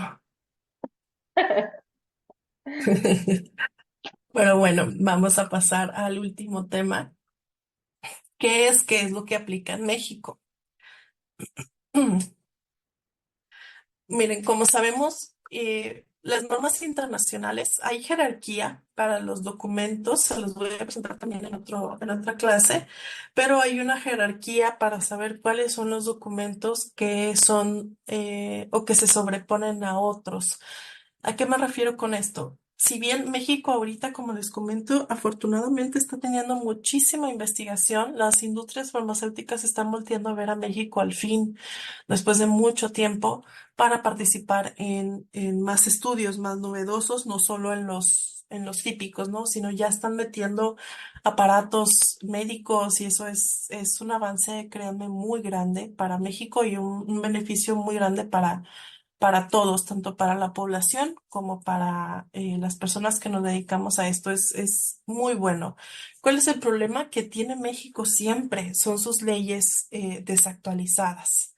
Aquí ahorita vamos a hablar un poco sobre la norma oficial mexicana que nos habla sobre los reglamentos en el aspecto de investigación. Si pueden ver aquí, esta norma es del 2012. Es muy antigua, es una norma que obviamente del 2012 al 2024, claro que han pasado muchas cosas, claro que hay muchas actualizaciones, sin embargo, esta norma sigue sin actualizarse. Debería de tener cosas más nuevas. Si bien tiene otras normas, hay normas diferentes, sí, pero lo que utilizamos nosotros para ensayos clínicos, pues sigue sin actualizarse, sigue siendo un poco antigua. Es correcta, tiene cosas muy importantes, pero pues no se actualiza. Entonces, ¿qué es lo que pasa cuando una farmacéutica muy novedosa quiere venir a México y traernos su estudio? Que se topa con COFEPRIS, que se topa con estas normas. ¿Por qué?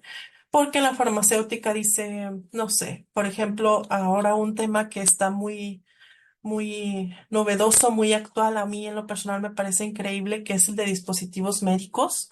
Acuérdense que dispositivo médico es cualquier cosa que se pueda introducir o estar cerca del cuerpo humano para fines de salud. Tenemos dispositivos médicos que van desde lo que son, no sé, depilaciones láser hasta lo que son para remover tumores, para hacer todos estos procedimientos estéticos, lifting, etcétera. Son estudios muy novedosos, son estudios que son ahorita en Estados Unidos son el top, son lo máximo. ¿Por qué? Porque pues son estudios que lo que produzcan, pues va a ser muy benéfico para los pacientes, obviamente, en cuestiones estéticas y claro, también para las farmacéuticas porque van a poder vender su equipo muy caro y también para los médicos estéticos porque van a poder tener el equipo más nuevo en su clínica. Entonces, estos estudios benefician a todas las partes igual, de manera igual, y las tres partes están súper interesadas en participar.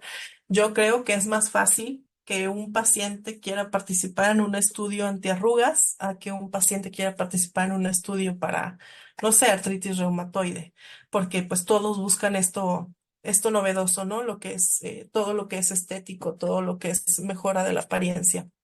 Entonces, como les comenté, ahorita en Estados Unidos es de verdad un boom. Yo que trabajo en la farmacéutica lo veo, para allá lo es todo. Hay muchísimos estudios de este tipo. Hay inclusive protocolos de investigación para liposculturas, para aumento de busto, implantes, todo esto que, pues imagínense que te lo den gratis, pues está lleno de pacientes, ¿no? Entonces, ¿cuál es el problema? Sí han tratado de entrar a México, sí he visto. El problema es que México y COFEPRIS tiene sus propias reglas y tiene sus leyes un poquito desactualizadas. No estoy diciendo que todas, pero sí algunas. Esta ley se hizo una norma, perdón, una norma para lo que es dispositivos médicos. Su primera publicación, o sea, la versión uno, fue en el 2023. O sea, apenas, se hizo apenas en diciembre esta publicación. Antes de esto, pues la farmacéutica no podía entrar a México. Ahorita ya se publicó cuál es el problema, que ellos, la COFEPRIS hizo su propia clasificación para dispositivos médicos. La COFEPRIS dijo hay distintos grados de dispositivos, hay clase uno, 2, 3, depende de qué tan invasivo sea en el cuerpo, es la clase a la que pertenece este dispositivo. Pero la COFEPRIS hizo su propia clasificación y esta clasificación difiere muchísimo de la clasificación internacional o de la clasificación que hizo la FDA. Entonces viene la farmacéutica y dice, México, yo te voy a traer mi estudio con un equipo que es clasificación 2, pero México te dice, no, según mi norma es clasificación 3. Cambia tu protocolo. Pues a la farmacéutica le sale más barato simplemente no entrar a México. Entonces, esto es lo que ha causado que de repente nosotros quedemos fuera de ciertos estudios más novedosos o de ciertos estudios más, pues más nuevos, que tienen las cosas más importantes o más padres para la población y para los médicos. Esto es lo que ha pasado con Cofepris, que es lo que sigue pasando también a quien le haya tocado pasar con Cofepris. Otro problema que tiene es que la evaluación que te vayan a dar depende de quién te toque como evaluador. Cada evaluador tiene sus cosas, cada quien tiene su criterio, no se rigen inclusive ni por sus mismas normas. No estoy hablando mal de Cofepris, simplemente es que así trabaja. Entonces, esto ha pasado que haya un poco de, de que nos detengan un poquito las farmacéuticas que quieren entrar a México. Pero bueno, como les comento, esta ley general para la investigación en salud es una ley muy grande, muy larga, es muy buena, tiene muchas cosas, tiene muchos numerales, tiene muchas definiciones. Se las quiero poner completa porque aquí está solo resumida. Esta ley, ustedes, este documento me parece que está muy completo, obviamente exceptuando las cosas que no están tan modernas. Déjenme les comparto la ley como tal, la norma, perdón.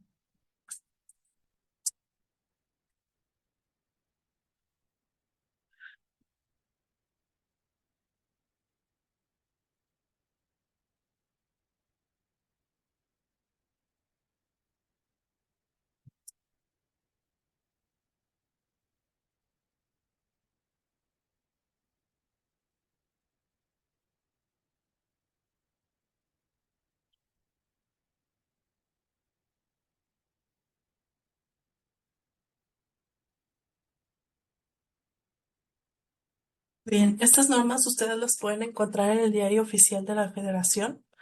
Aquí es donde ustedes pueden ver la norma completa. Yo les recomiendo mucho, no sé si haya quien quiera realizar su propio protocolo, les recomiendo mucho que lean esta norma completita. Es fácil de leer si te vas específicamente a el área que tú quieras revisar. Esta norma se compone de diferentes partes. La primera, la introducción, es donde nos habla sobre a qué se refieren niños con investigación, qué áreas abarca, todo lo que es biomédica, tecnología, etcétera, todo en el área de la salud. También nos habla, en esta parte es muy importante, sobre referencias, es decir, nos dice qué normas también utiliza para hablar en esta. Tenemos la norma oficial mexicana del expediente clínico. Esta también es una norma muy importante, como les comento, para quien quiera hacer su propio protocolo, les recomiendo leerla completa.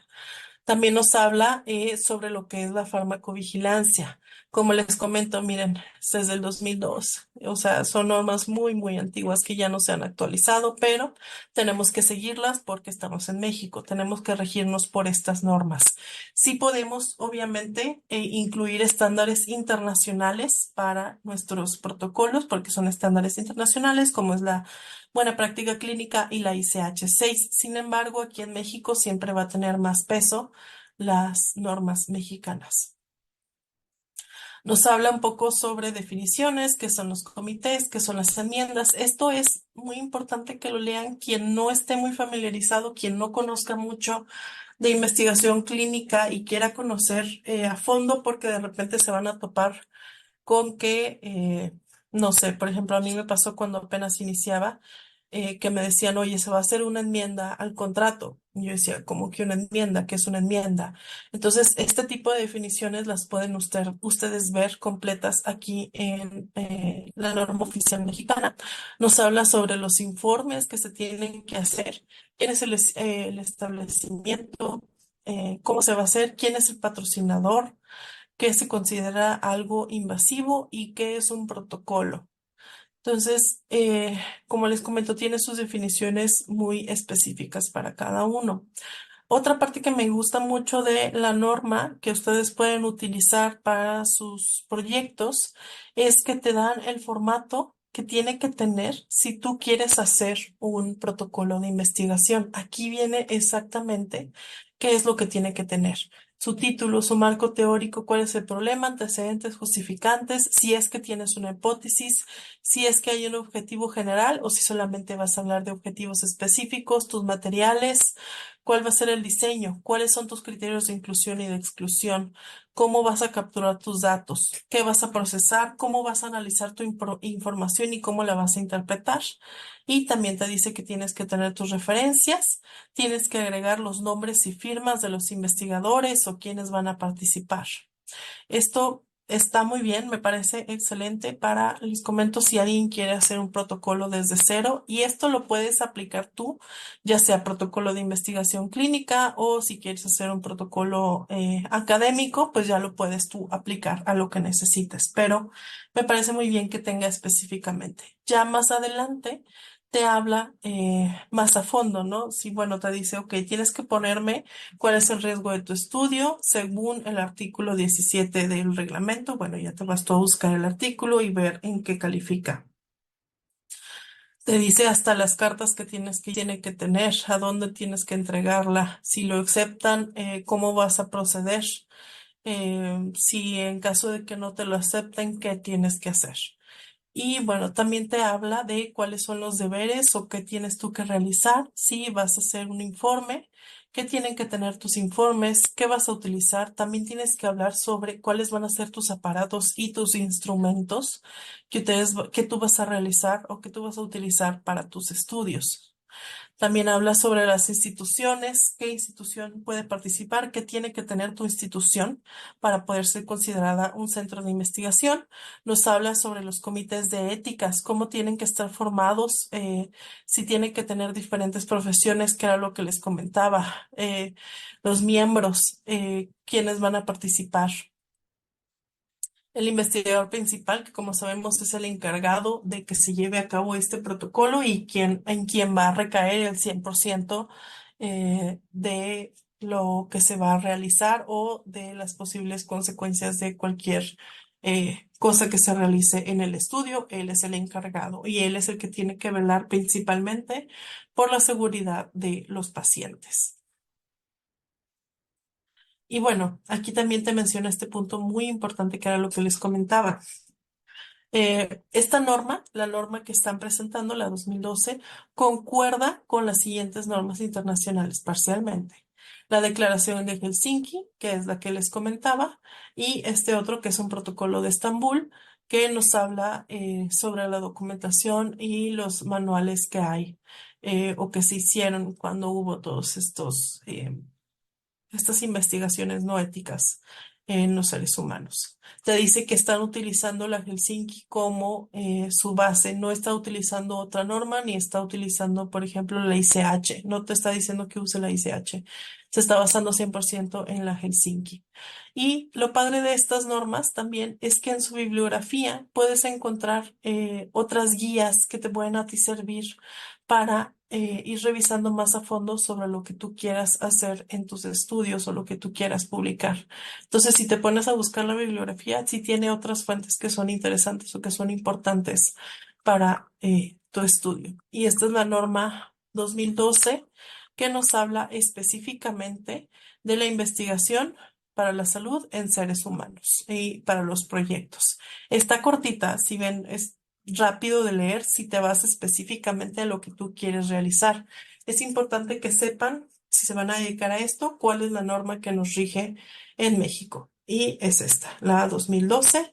Y también para que sepan, si algún día se los llegan a preguntar las farmacéuticas, bueno, ¿tu norma en qué se basa? ¿Se basa en las buenas prácticas clínicas? ¿Se basa en la ICH? No. Mi norma se basa en la Declaración de Helsinki. Si se los llegan a preguntar, de repente le pueden llegar a preguntar las farmacéuticas porque pues, no están no conocen tanto sobre las normas oficiales mexicanas, pero sí conocen definitivamente sobre las declaraciones internacionales.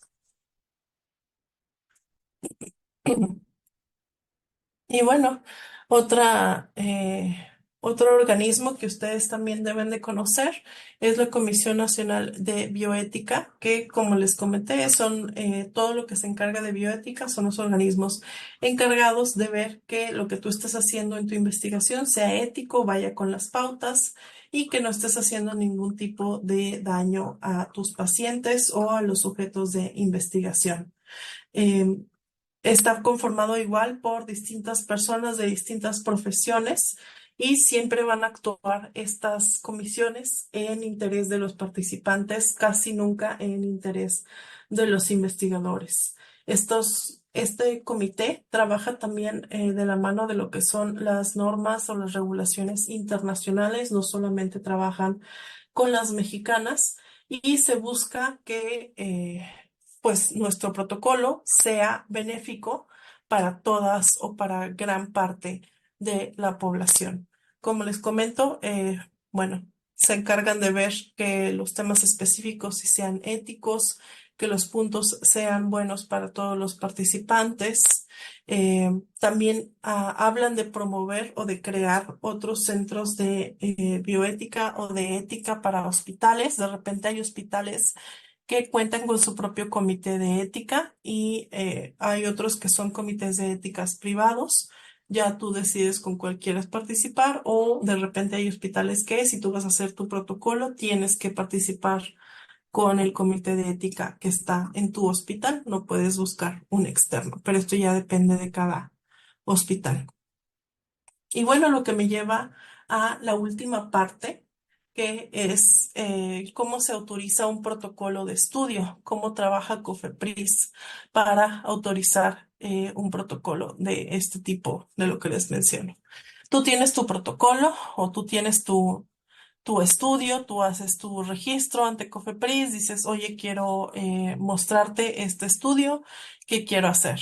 ¿Qué se hace primero? Primero vas con el comité de ética, le muestras tu estudio, ellos lo revisan, revisan que sea todo para beneficio del paciente, que no haya algún otro problema, etcétera. Si el comité de bioética te lo acepta, ya tú puedes pasar a mostrarlo o a empezar a reclutar a tus pacientes. Si es un estudio propio, una vez que el comité de ética te lo acepte, tú ya puedes empezar tu estudio. Si es un estudio de industria farmacéutica, si el comité de ética te lo acepta, tú no puedes empezar hasta que la farmacéutica no te diga que ya puedes empezar, ¿ok? Y es diferente. Acuérdense, si es propio, si ética te lo acepta, ya. Si es de industria, es hasta que la industria.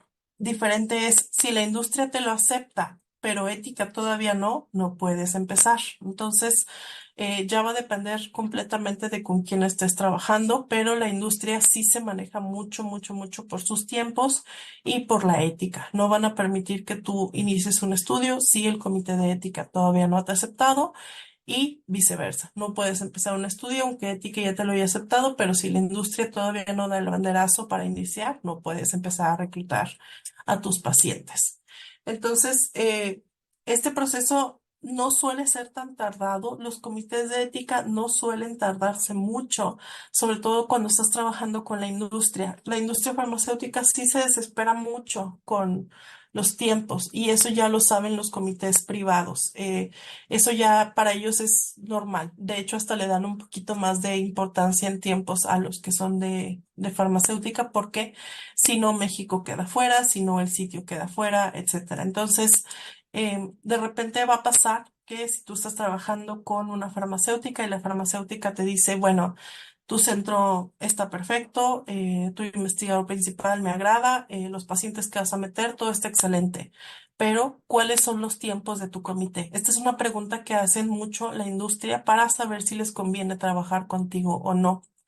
Tú como centro tienes un comité con el que ya trabajas por contrato, etcétera. Entonces, tú debes de conocer cuáles son los tiempos. Es decir, una vez que tú sometes algún estudio o algún documento, ¿cuál es el tiempo que ellos se tardan? Estos tiempos tienen que dártelos ellos en un documento específico. No son de palabra ni son de cálculo, no. Ellos te los dicen específicamente. Una vez que tú me sometas a algún documento, yo me tardo de 6 a 7 días hábiles o de 2 a 3 días hábiles, etcétera, en darte una respuesta.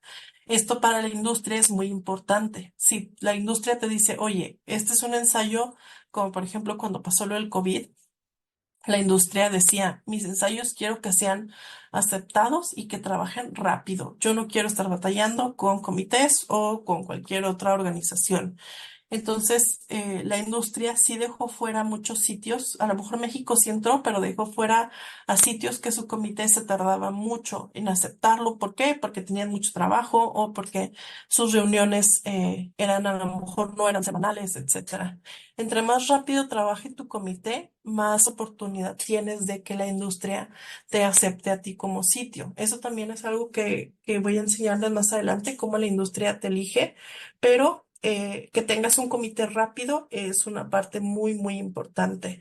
Si bien caemos en disyuntivas, porque pues no se debería de apurar este proceso, porque estamos hablando de la ética, estamos hablando de que están revisando que todo sea correcto, sabemos que no es un proceso rápido, pero la industria sí lo requiere rápido. Me ha tocado trabajar con comités que sí ponen muchas trabas al momento de hacer sus, eh, sus anotaciones respecto a los estudios que tú les estás dando y no necesariamente son comentarios en beneficio del paciente. De repente me ha tocado que te dicen, oye, aquí dice, no sé, dice punto 2.1 y no hay punto 2.2. ¿Por qué le pones 2.1? Mejor déjalo en 2.0. Y es por eso que te regresan el protocolo. Como les comento, no son cosas que beneficien o ayuden al paciente, simplemente son cosas del protocolo, de lo escrito, que es correcto que lo mencionen, pero cuando tienes un estudio así de emergente y de rápido, pues la farmacéutica se desespera y te dice, ¿sabes qué? Mejor no trabajo contigo porque tu comité se está tardando demasiado. Otra cosa que hace la industria, que también me ha tocado mucho ver, es que para estudios que quieren que salgan rápido, por si es alguna enfermedad emergente, alguna vacuna o algún producto que ya está en las fases últimas de comercialización, si quieren que un país trabaje rápido, lo que hacen es que trabajan con un comité de ética central. Es decir, vamos a suponer que la industria trajo un estudio de artritis reumatoide a México. Están participando Nuevo León, está participando Ciudad de México, Guadalajara, Puebla, etcétera. La industria te dice, ok, todos ustedes están aceptados, pero quiero que trabajen con un comité de ética central. Es decir, todos ustedes van a trabajar con el comité de ética que está en Guadalajara y todos sus documentos los van a mandar por paquetería para el Comité de Guadalajara. ¿Por qué? Porque este comité me prometió a mí, farmacéutica, que se va a tardar 2 o 3 días máximos en darme respuestas. Y como yo quiero que todos entren al mismo tiempo y quiero que todos inicien rápido, es porque vamos a trabajar con este comité. Se hace muy frecuente, no es raro, créanme, es algo que sí se hace, sobre todo en este tipo de estudios. Y pues bueno, se manda todo al comité por medio así de paquetería literal. Hay algunos que trabajan con el electrónico, pero no es fácil porque para trabajar con documentos electrónicos tienes que tener los permisos. Como son documentos legales, como son documentos que involucran el uso o el estudio de seres humanos, se requieren ciertos permisos para tú poder trabajar con documentos digitales. No es nada más de escanearlo y mandarlo. No se puede hacer nada más así como así. Se tiene que trabajar lo que es el expediente electrónico digital. Y cuando no cuenta con este permiso, se mandan así por paquetería, en cajita, así literalmente. El comité lo revisa, te lo acepta y te lo manda de regreso. Así es como trabajan los comités de ética centrales. Y esto ya depende de lo que te diga la industria. Y vi que hay una mano levantada. Adelante. Sí, quería preguntar acerca de la plataforma digital de Cofepris. Creo que no sé qué tan nuevo sea que ahora existe el que se le llaman Digipris. Ujú. Este, ¿Cómo se maneja con eso? O sea, ¿también se tiene que solicitar algún permiso o cómo funciona eso? Pero para usarla, ¿para qué? ¿Para tu centro o cómo? Ajá. Sí, o sea, porque dices que tiene que ser como todo en físico. Ah, ok, ya te entendí. Para mandar documentos. Ajá. Ah, ok. Si tú estás trabajando, por ejemplo, desconozco esta plataforma que tú me mencionas, pero si es una plataforma que ya te dice que maneja esto de los documentos de manera digital, tiene que tener los permisos. Si tú vas a trabajar para una farmacéutica y quieres someter a Cofepris de manera digital, sí tiene que ser autorizado. ¿Por qué? Porque Cofepris es una entidad federativa, entonces no debe de haber problema con eso. El problema es cuando son centros privados o cuando son clínicas privadas. Cuando son organizaciones gubernamentales, no hay ningún problema en eso. A menos, claro, que la farmacéutica te lo diga explícitamente. Ok, muchas gracias. Ujú. Y si esto del expediente electrónico solamente es con quien tenga el permiso, no todos tienen el permiso. Y esto en México aquí es muy nuevo todavía. No me ha tocado, bueno, al menos cuando yo trabajaba en el centro, todo era en papel, no teníamos todavía el expediente electrónico y nada más utilizábamos el portal de la farmacéutica que se llama CRF, que de seguro muchos lo conocen. Ese es un expediente electrónico, pero que la farmacéutica te lo da ellos específicamente. O sea, ellos ya lo aprobaron, ellos ya lo vieron y quieren que tú utilices ese expediente, se usa. Pero diferente es que tú le digas a la farmacéutica, yo como centro trabajo el expediente electrónico, la farmacéutica te dice, no, alto, a ver, ¿cuál es tu norma? ¿Quién te rige? ¿Cómo lo haces? Si tú lo haces para tus pacientes privados, de acuerdo, pero para mi farmacéutica no, no quiero que utilices este expediente por cuestiones legales, cuestiones de seguridad del paciente. Pero bueno, es otro tema que también les voy a mencionar más adelante. Y bueno, esto es las normas que rigen en México, como les digo, no están tan actualizadas, pero contienen lo necesario. Importante que vean en quién se basa la norma internacional en la cual se rigen para que ustedes puedan tomar más referencias.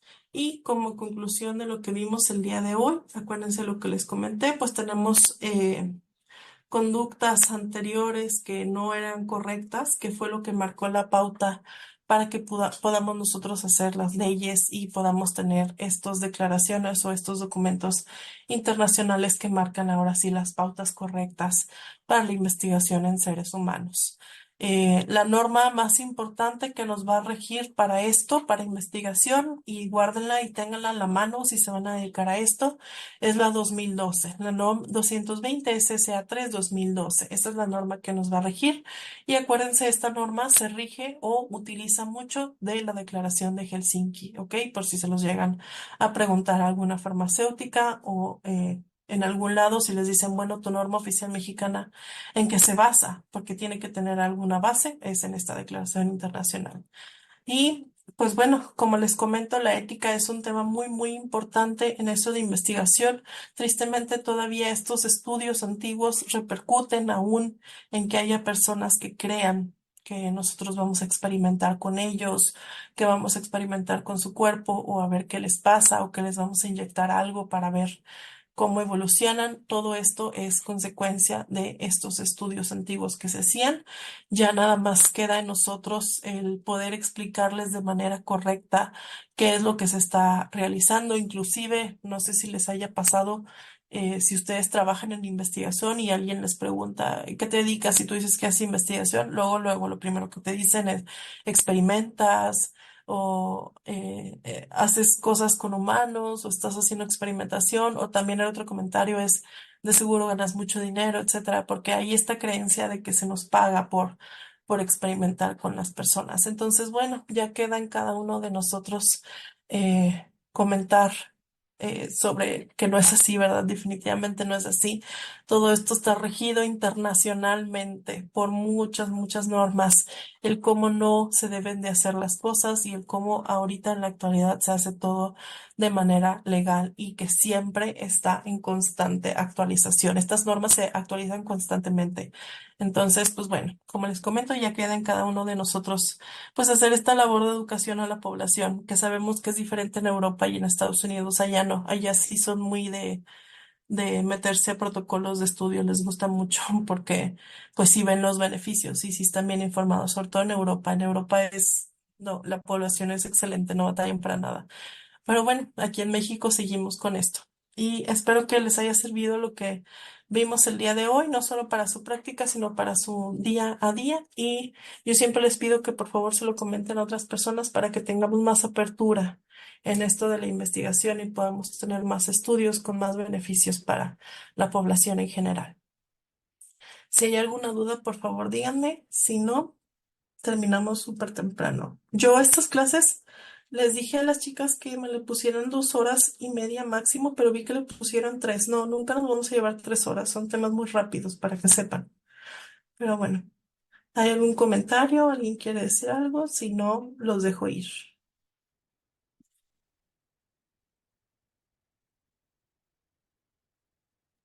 Por mi parte, todo bien, muchísimas gracias.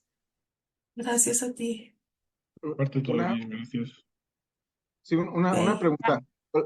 claro. Hola, eh, no sabes si, porque bueno, sí, como mencionas, la norma es bastante, pues, antigua. No sabes si hay algún proyecto de norma vigente próximo a- en No, México. no, que yo sepa, no. Y de hecho es algo que he platicado con otra compañera que sí trabaja mucho en Cofepris y no. No hay todavía un que digan, ah, es que ya va a salir en el 24 25. No, todavía no hay un proyecto. Ok, gracias. Gracias. ¿Alguna otra duda? Hola, con reciente lo que están mencionando, pues sí, acaba de salir la semana pasada, me parece, el proyecto de norma 267 de buenas prácticas clínicas Ah, en el de buenas México, que prácticas clínicas, sí, sí, qué sí, padre. ese es el Ajá. que únicamente, ajá, es el que únicamente está, actualmente, pues, pero como proyecto, Sí, ajá, sí, claro. No, ese de con tal buenas de prácticas, yo alinearse. también cuando lo vi dije, ah, qué bueno. Ya por fin llegó. Sí, lo Al fin. anunciaban en junio, pero ya se Sí, adelantaron. sí, Habrá yo que dije, ay, qué participar padre. para ver la mejora, aunque ya vamos rezagado, Ojalá. porque las ICH pues ya van en la, No, está ya, también ya pues se el va. proyecto la R3, ¿no? Sí, ya Todavía. sé, ya sé. Ojalá pronto ya ya quede, pero sí, al menos ya hay una luz, ¿verdad? Sí, pero gracias, maestra. No, gracias a ustedes por participar. Y qué bueno que conocen del tema para así poder platicar más en las siguientes clases. Y bueno, si no hay Bu- más, so- los dejo. Bueno, yo solo iba a hacer un comentario rápido, maestra. Sí, Creo que en lo que presentó en cuanto al sometimiento, usted menciona de que ahí está la diferencia en cuándo poder arrancar con el reclutamiento. Si es de manera interna con la aprobación de los comités de ética y si es a través de un patrocinador, pues hasta que el patrocinador dio luz verde. solo que Ujú. aquí faltaría la aprobación de COFEPRIS, ¿no? Ah, sí, claro. Es que es algo que no se mencionó y digo, a lo mejor pues todo el grupo lo sabe, pero por si hay alguien que apenas va como empezando, y creo que sería importante hacer esa aclaración. De, Claro, sí, muchas gracias. no sé si por ahí Sí, claro, lo que sabes dice el ella nombre es, de la es compañera de muy la correcto. plataforma digital, porque ahora ya ve que el contenido es a través digital. Entonces no sé si allá iba la pregunta. Sí, sí, sí, totalmente. Sí, hasta que COFEPRIS no autorice no podemos iniciar. Puede inclusive pasar que el comité de ética ya revisó y todo, pero COFEPRIS sigue sin darnos nada, no podemos iniciar. COFEPRIS siempre va a regir antes que las normas internacionales y antes que el patrocinador. Como estamos en México, tenemos que regirnos por COFEPRIS. Gracias por agregarlo. Sí, sí, no, y bueno, ese era mi único comentario. Muchas gracias. No, muchas gracias a ti por agregar ese comentario.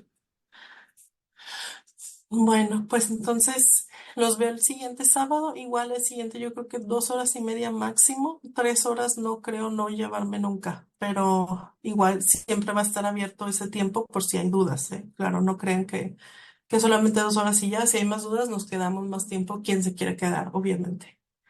Y pues bueno, muchas gracias a todos. Muchas gracias. Hasta Gracias, buen luego. fin de Gracias, semana, adiós. Gracias, buen Adiós. día Gracias. a Bonito todos. fin. Gracias. gracias.